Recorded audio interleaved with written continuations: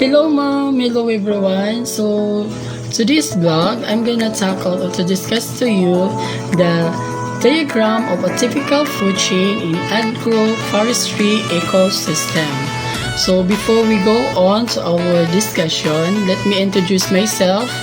I am Romeo T. Mativo Jr., a second year college, taking the Bachelor of Science in Agroforestry.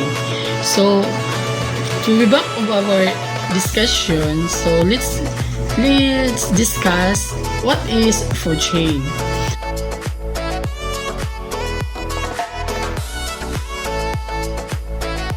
So food chain is describing on how energy and nutrients move through an ecosystem. It explains which organisms eats another organism in the environment. So food chain is a linear sequence of organisms where nutrients and energy is being transferred from one organism to another. This will be occur when one organism consumes another organism. For further discussion about this food chain and so simplest what do you call for this? So simply as discuss with this, food chains is only flows or follow just one path as animals to find a food. So let's give me an example for you to understand the sequential or linear sequential of path of a food chain. So in this diagram, it shows an example of food chain. So as you can see, we have here a grass which is represent a producer. Then the grasshopper is the primary consumer to mouse, the secondary consumer, and now is the tertiary consumer.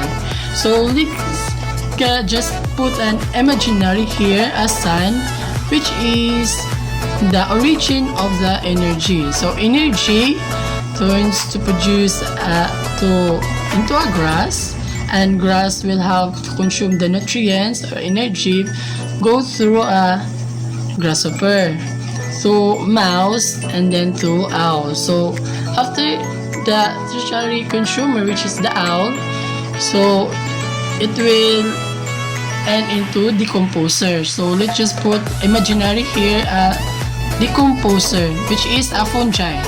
So fungi turns back into the nutrients back into the producer, which is the grass. So it is being just recycled. So balik-balik lang siya. It is an example of a food chain. Owl will eat the mouse, is eating the mouse, then mouse has eaten a grasshopper has eaten a grass. So to differentiate the food chain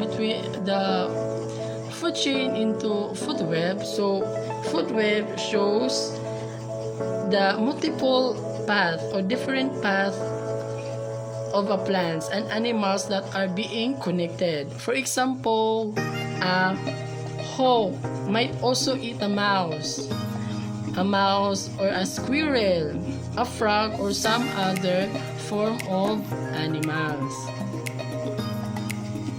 So food chain in a linear diagram, it shows how energy moves from through an ecosystem. It shows the only one pathway out of many possible in a specific ecosystem. So the most important part in a food chain is the decomposer, which is it breaks down the dead plants and animals. They also break down the waste of other organisms.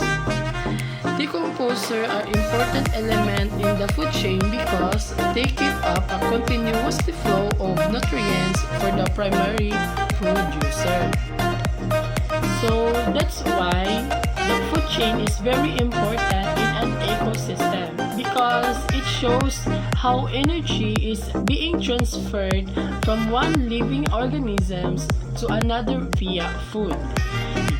It is important for us to understand how the food chain works so that we know what are the important living organisms that make up the food chain and how the ecology is balanced. So, to recall what I have discussed earlier about the food chain, so food chain has made up of four main parts, which is I have been mentioned lately, which is the sun, the producers, consumers, and the decomposers.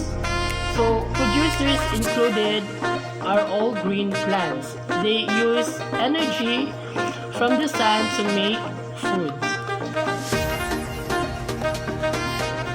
Before I end this discussion, I'm wishing and hoping that you have learned something about of our discussion today, which is the flow or the diagram of food chain.